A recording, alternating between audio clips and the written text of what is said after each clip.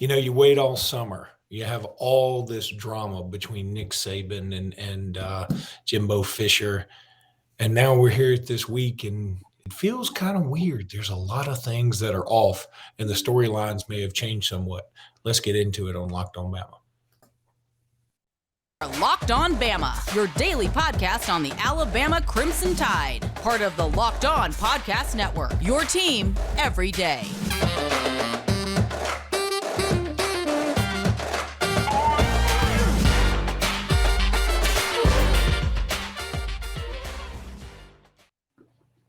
Hey, everybody. Welcome back into Locked On Bama. Luke Robinson, that's me. Jimmy Stein, that's him. Jimmy, how are you today? Good. A&M week, and wow, here we are. Been talking about it since May. Yeah, it's funny. A few things are striking me about this game. Number one, we may be both playing with backup quarterbacks. Now, Haynes King technically started the season, but he was yanked. I mean, I guess he was hurt too, but I mean, really, he wasn't very good. And he wasn't very good in the little bit he played at Mississippi State. He had 2 interceptions in that game when he came in. And, of course, everybody knows what's going on with Bryce Young and Alabama, and Jalen Milroe may get the start. We don't know this yet. Now, by the time this is published, and maybe there's some new news out there, but the Alabama video team showed some practice footage yesterday. They were very catty. They showed the receivers catching the ball. They didn't show who was throwing it. So that's interesting. But I'll tell you something, Jimmy. I was sort of on the Texas A&M circuit yesterday. I was on a Texas Ag show. We're great people. It was very cool. And they were talking about this game, and it's such a different dynamic from even just like a month and a half ago. I mean, the host was like, "Hey, look, do you think if Nick Saban will run it up, he will?" And I was thinking, my God, man. I mean, y'all were the cockiest fan base in the country just 6 weeks ago. And I said, number one, if Nick Saban didn't run it up against Auburn in 2012, I don't think he'll ever run it up against anybody, because we could have scored 80 that game, and we just didn't. So I don't think that'll happen. But I feel like Texas A&M fans are resigned to the fact that, we've got some buyer's remorse here. We have got a guy that we have to pay, I mean, tens and tens and tens of $1 million to leave because, hey, maybe we just bought too much into he was a one-hit wonder with Jameson Williams. And I don't know, but this game has such a weirder vibe. I'm so glad it's the 7:00 game on CBS, and I'm sure CBS is too, but not for the reasons we thought when we knew it would be the 7:00 game earlier in the summer, right? Yeah, I mean, I think ever since the Jimbo and Saban stuff blew up, I thought it cemented the fact this would be CBS's choice for their one primetime game during the year. There's just too many storylines, and the fact that A&M won the game last year. I don't think anybody saw it coming that A&M would be playing this poorly. But, hey, a word of warning. You know who was playing poorly going into the Alabama A&M game last year? Texas A&M. They had just lost to Mississippi State. Doesn't that sound familiar? They just lost to Mississippi State. Alabama was a 20-point favorite. Doesn't that sound familiar? This is a talented team. I'm just reading 2 comments on social media and message boards. I think Alabama fans are far too confident. I mean, in terms of, most of the talk is, will Nick Saban run up the score? We might be playing this game with Jalen Milroe. And again, Milroe was fine against Arkansas on the road. And that was a really tough challenge. I think it'll be a little easier for him at home. But A&M is better defensively than Arkansas. Arkansas is a lot better than A&M on offense. But defensively, A&M is a better team than Arkansas. And it's going to be a real challenge for Milroe. We know that A&M's kids are highly recruited. There's a lot of 5 stars and 4 stars running around in maroon on Saturday night. And I think this game could be a challenge. Now, if Alabama plays extremely well and plays its A game, and Milroe is sharp and doesn't give the ball to the other team, I do think Alabama can win this game and cover. But I do think that it is a challenge. And this team beat Alabama just 12 months ago. And many people thought this would be a much better team than last year's A&M team. Now, it is interesting to me, Luke. I think the most interesting storyline far and away is the quarterback situation, not just at Alabama, but at Texas A&M too. Obviously, a couple of weeks ago or 3 weeks ago, this looked like Bryce Young versus Max Johnson. And right now, I would say it probably looks like Jalen Milroe versus Haynes King, which is fine. One other comment about Alabama's quarterback situation. We referred to this earlier or on the show, on yesterday's show. But what a tremendous advantage it is for Alabama not to announce who the quarterback is. That's why I don't think there'll be an announcement. I think it's just too much of an advantage for Alabama to have Texas A&M preparing for Milroe and to have A&M also preparing for Bryce, because Alabama's offense should look really different. And that's going to be another storyline that's fun for me, Luke, is what is the Alabama offense going to look like now that you have a week working with Milroe, perhaps as the number one quarterback, when they've built a plan and built a game plan and built a script. It all starts with a meeting that it would be fun for all of us to have ears and eyes on. But I'm guessing there was some sort of meeting Sunday between Bill O'Brien and Jalen Milroe, where Bill O'Brien sits him down and says, "Okay, Jalen, you tell me what you like. What plays do you like? What are you comfortable doing? Which sections of my Waffle House menu play card here? Which sections do you like? What throws do you like? What are you comfortable doing?" So that would have happened Sunday, and then a game plan is built. Keep in mind, we've never built a game plan for Jalen Milroe. So I'm real interested to see what that looks like on Saturday, assuming Milroe's the quarterback. We don't know that. Yeah, and I guess technically you could say that as something's on my computer is bugging me. Technically, you could say that, yeah, the same advantage for Texas A&M, because we got to prepare for two quarterbacks too. Or three quarterbacks? Is it Connor Weigman? Is it Max Johnson? Is it Haynes King? The difference is I'm not sure any of their quarterbacks are good.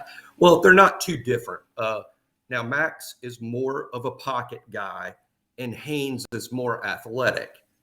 But Jalen Milroe, we all saw the 77-yard run. That's not normal. That's not a normal quarterback run. There is very few quarterbacks in the NFL or in college football that can run anything like Milroe runs. And Alabama is going to be very heavy with their RPOs, one would suspect. Put it this way, it's this dramatic for Alabama. In 2 years of Bryce Young being Alabama's starting quarterback, there has not been one called play for Bryce to run. There has not been a quarterback sweep. There has not been a quarterback draw. There has not been a naked bootleg, even though Bryce is highly capable of that stuff, because the dude really can run. He's got great speed. But we just do not have called runs for Bryce. He does scramble when the play breaks down, but that's different. With Milroe, there will be designed QB runs, something that Alabama hasn't done in 2 years, but it would be a big part of what they would do Saturday with Jalen. Let me go ahead and tell everybody about Upside. This podcast, this particular one, is brought to you by Upside, and I've talked about it. I love the Upside app. Look, the other day I had to go get some dinner, and I just looked on Upside. I was like, okay, where can I go that I could actually get some cash back? Because I wasn't really hungry for anything necessarily.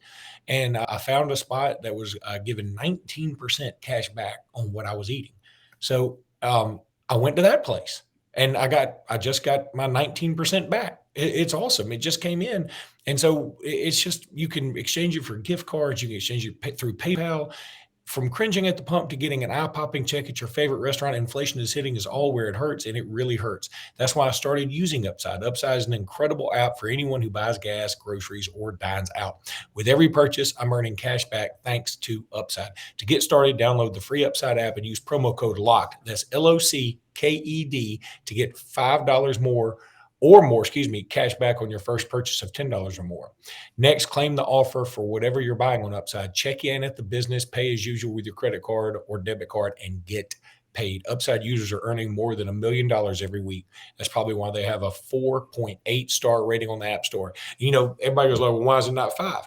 Well, because there's always going to be some dude who just wants to be funny and give you a crappy rating, just like they do for our podcast. Everybody gives us a 5. There's always some dude who's like, well, I didn't like him because he said this, and Jimmy's hair's white or whatever.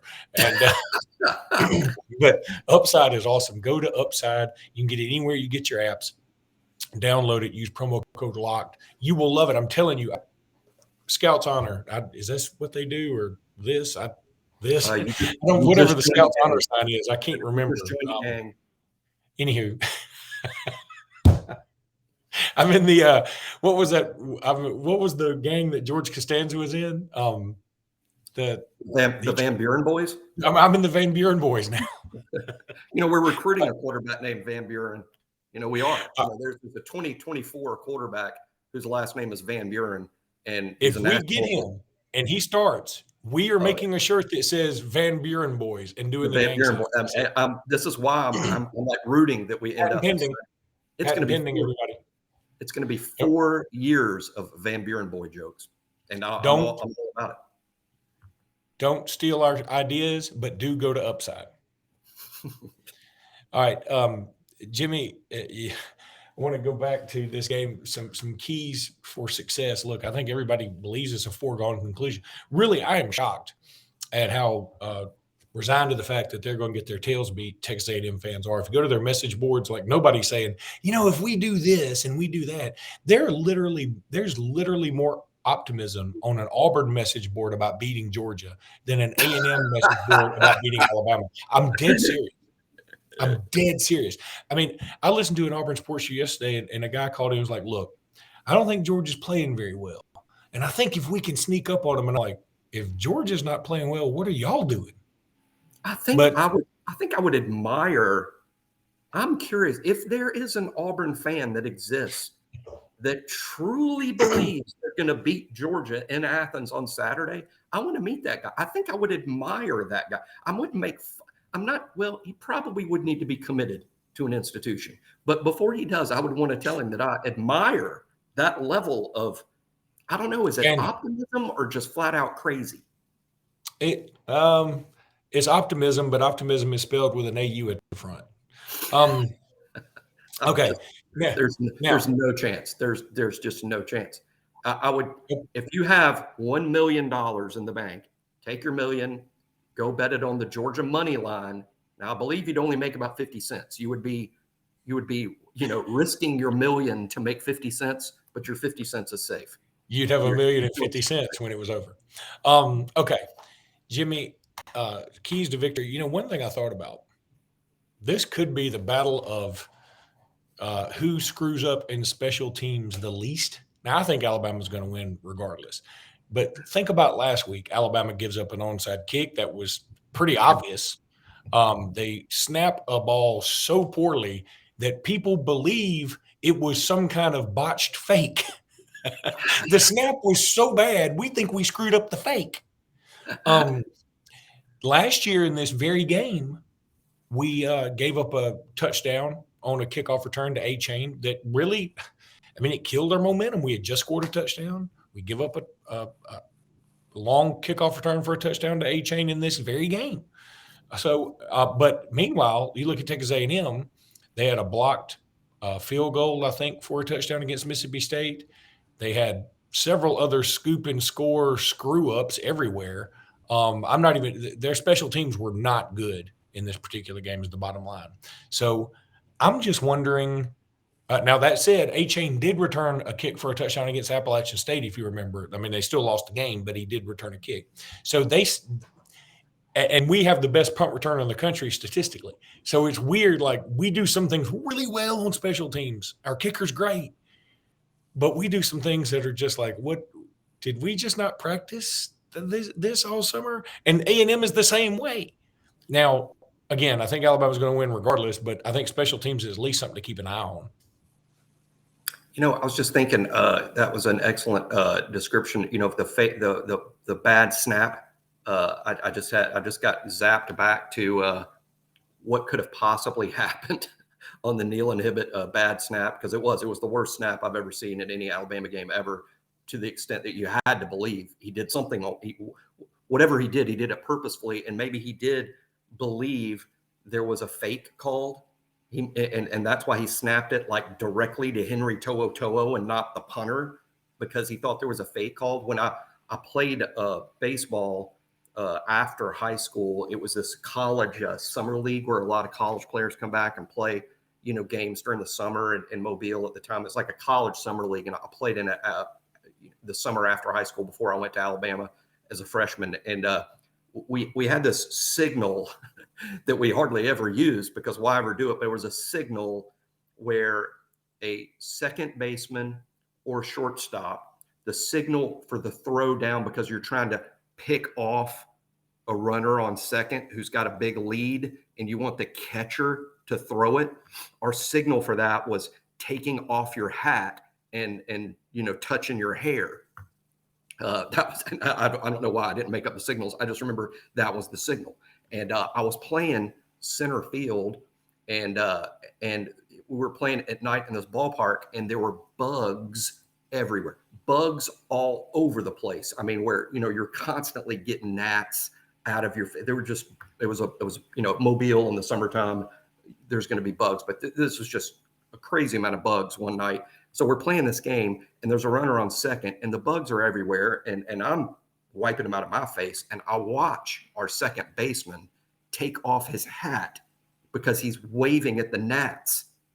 And it occurred to me that, like, if the catcher sees that, is he thinking that's throw down there?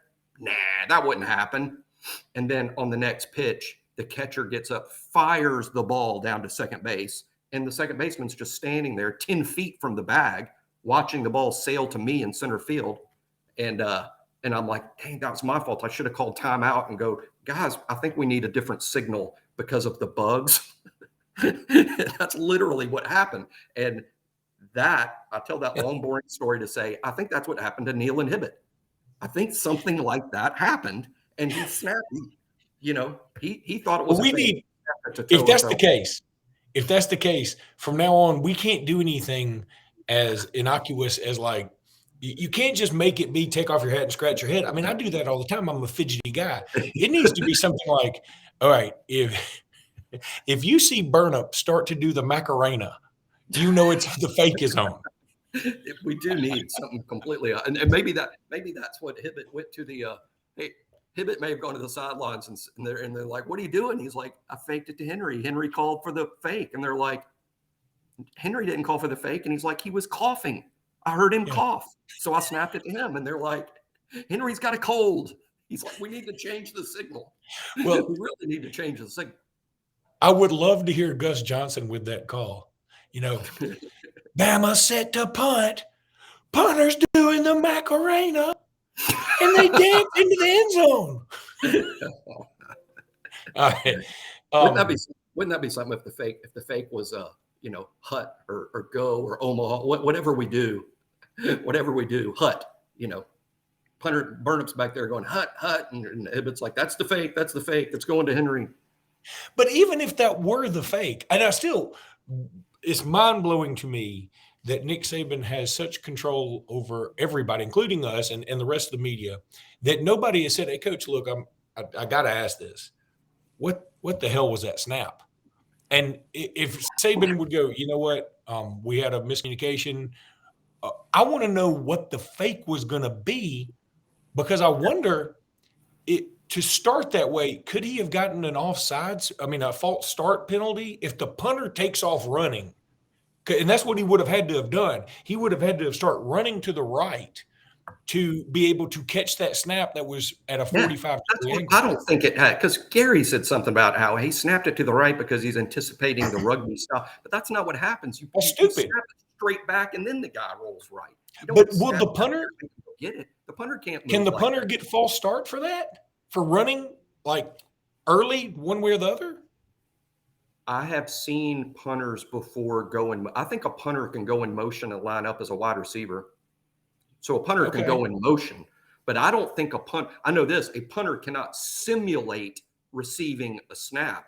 Now that has to be motion, I don't think the punter can simulate, hey, I'm about to get the snap or move in a way, but I know the punter can go in motion like a wide receiver can and then line up wide, and then one of the up backs comes and takes the snap as a quarterback. I'm sure you can do that, but it's crazy how bad that snap was that we're still here at day 4 going, what was that? It's so bad nobody's asked about it. You know how like if one of your aunts comes to a Thanksgiving and there's like this huge goiter on her face, and like you're like, I need to ask her about this goiter, but I mean I'm scared. I feel like that snap was the goiter on the face of Alabama football. Yeah, hopefully one of the Saban has a media appearance this afternoon at 6. Hopefully one of the Brave beat writers will say, Coach, I have a question about the bad snap. That would be awesome. Please. Yeah. What the hell was that? That is the question. What the hell was that? All right. Let me tell everybody about Alumni Hall. Look, just Google Alumni Hall, Alabama. You will go there. You will love it. They've got all the polos, all the shirts, the retro shirts, the mugs, the jerseys. They've got an Alabama NIL section. That's what's so cool. Love, love, love Alumni Hall. They've sent us some stuff. I've bought some stuff. You can get whatever you want there, Alumni Hall. Now, listen, when you're in Tuscaloosa, you can also go to the Alumni Hall store, and that's where you can just get, it's just easy. You just grab it, pay for it, and go, or just grab it and go and see if you get caught. But you can also go online. Jimmy is wondering why I advocated somebody shoplifting in a live read. I'm not really advocating it. It was a joke. I'm not surprised. But anyway, you need to go check out Alumni Hall. Just Google Alumni Hall, Alabama, because they've got specific Alumni Hall sites for the various teams that they do. So go to Alumni Hall, Alabama. I'm telling you, they sent me this retro shirt, and I wear it all the time. I absolutely love it. It feels great. I'm a sucker for these retro shirts, and they got all the logos you want. The A with the mullet on it, the old A with the elephant coming out of it. I think they even got the one with just the elephant that nobody liked for a while, but some people may have liked it. And you may like it. Go get I've got an old-timey one with the elephant mascot from like the 40s. I love it. I wore it to the game, actually, the last home game, the Vanderbilt game. It's nothing cool. I love the fact that I've gotten so old that wearing retro stuff is cool, because it was retro for me anyway, because I don't really keep up with fashion. So anyway, go to Alumni Hall, Alabama. Google that. You'll love it. Go check them out. Tell them we sent you. All right, Jimmy, let's just take a little spin around everything else. Anything else about this game? Do you feel like Jahmyr Gibbs can keep this going now? You think we broke the seal on him? I think a little bit. I just think what people have to understand, we talked about it all spring and summer about how different the run game would look with Gibbs as opposed to, we've had B-Rob, we've had Najee the last 4 or 5 years. Gibbs would look totally different.